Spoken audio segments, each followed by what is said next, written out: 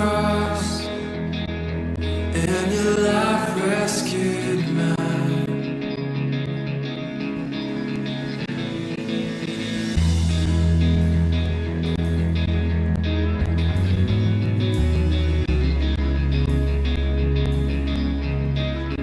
In this redemption, love and mercy display. It lifted my eyes to see that your truth never fails. Sing. Lord of the heavens, King of all days, without you my world slips away. Redeemed by your mercy, consumed by your grace. Now I live for you. I'm found in the arms of love. Your love really saved my soul.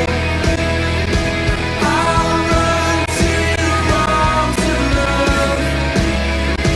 Your light's gonna lead me home.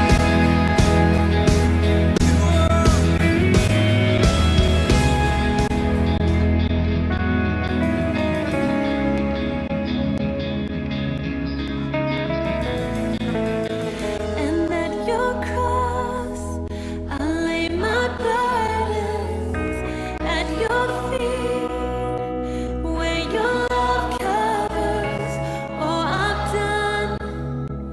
Now I walk with you, Lord.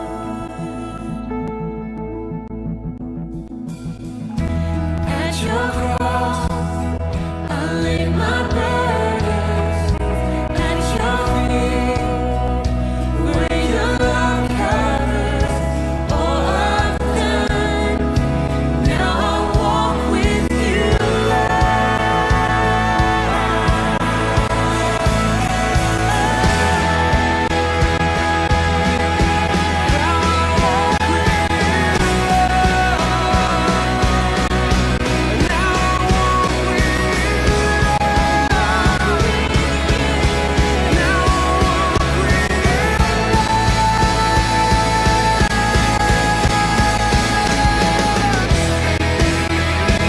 I'm found in the arms of love.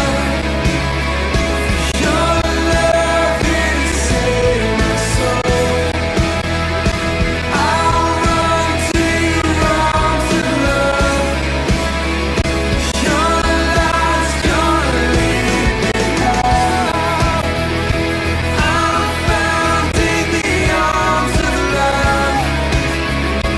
Your love really saved my soul. I'll run to your arms of love. Your light's gonna lead me home.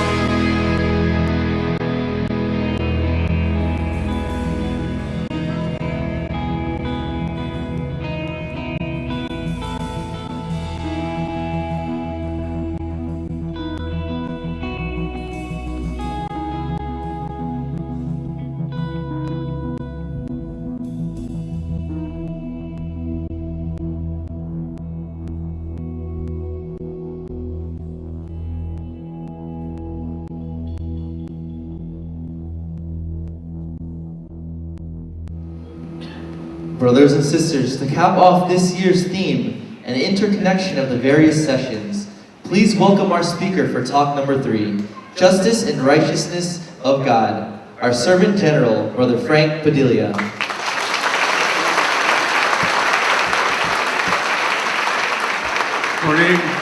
Morning, my dear brothers and sisters in Christ.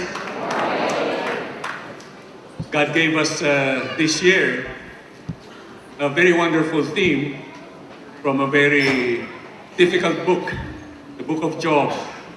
But as you know, our theme is the Almighty, just and righteous is He.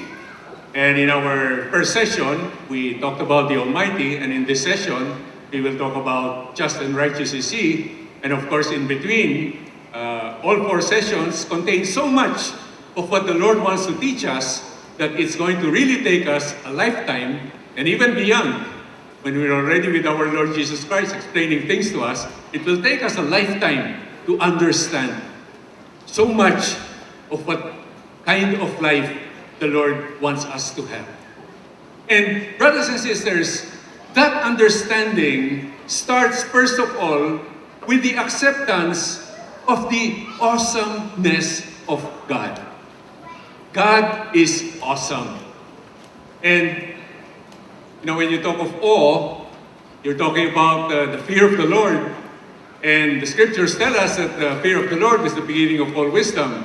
And so this is how we are able to open up our minds, our hearts, our lives to who God is and what He is about in our lives. We accept that indeed He is the Almighty, the awesome God. At Mass today, I was just thinking how really amazing and awesome is this God, because through all eternity, He arranged it so that the readings that we have for the Mass are almost perfectly in sync with the 4 sessions that we have in this conference. First reading, of course, was the book from the book of Genesis about Abraham and Sarai and the strangers that came. And there we see that God is omniscient, God is omnipotent, because the stranger said that Sarai was going to have a child.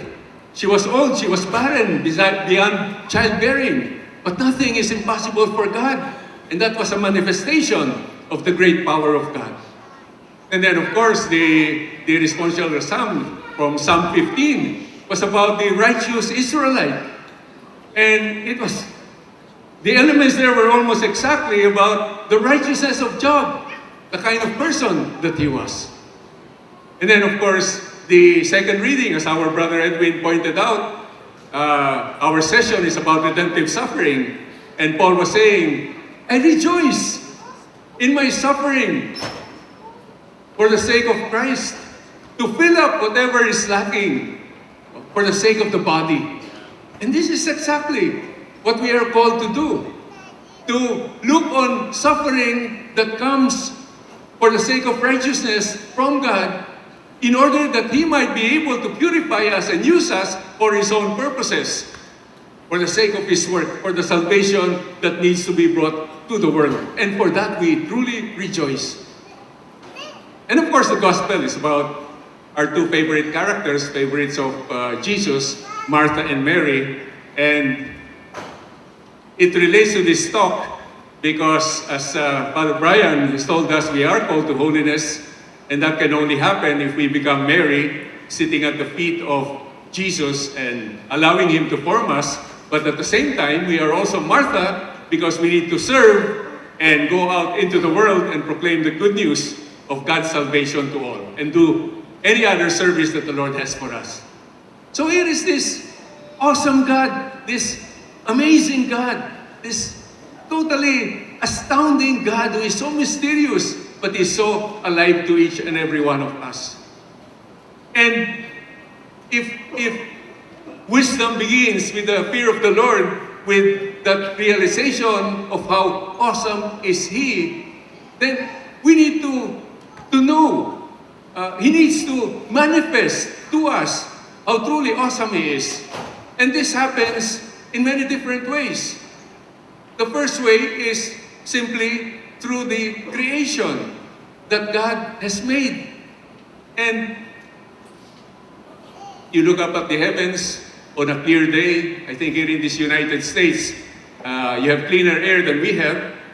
Possibly Father Luz in Alaska, very nice there. And you look up at the heavens and you see many bright things shining in the heavens, the stars and the planets.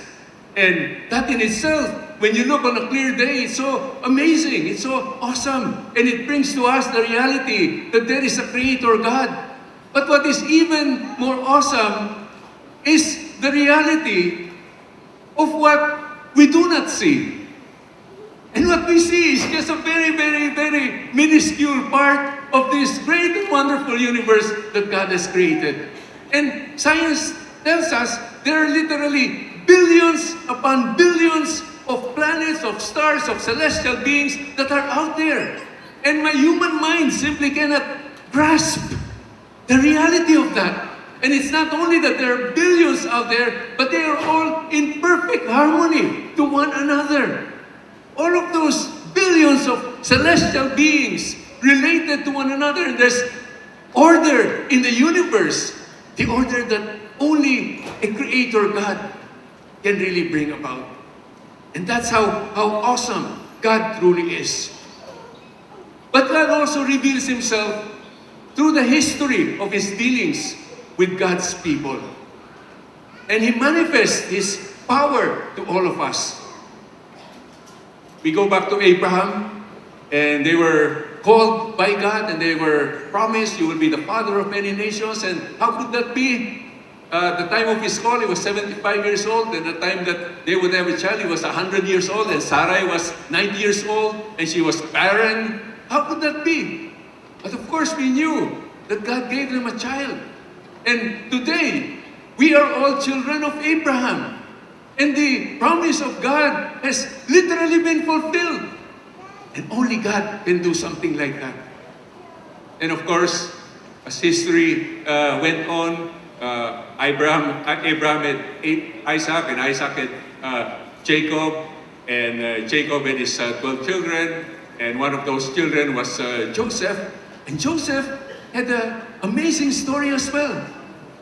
He was saying that I've been having dreams, and because of those, his brothers didn't like him, and at some point they plotted against him. They would have killed him, but finally decided that they would just sell him off to slavery. And so he was sold to slavery, and for all practical reasons, he was gone. And they told the father, he died. He was killed by a wild beast, probably. And that was it. But you know how the story went.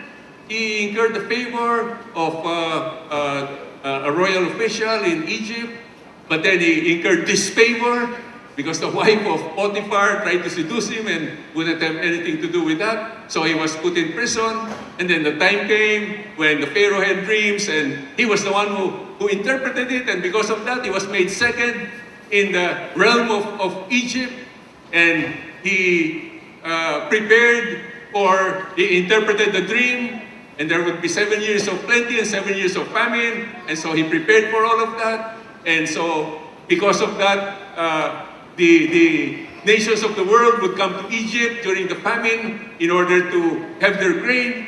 And among those, his family, his clan, and they went to Egypt to procure grain. And that's where they finally met.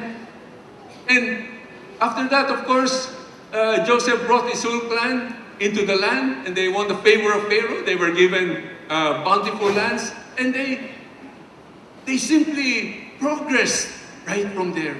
How? No movie director can think up of such a plot. How all of these aspects come together and how it turns around, and God simply manifests His great and awesome power.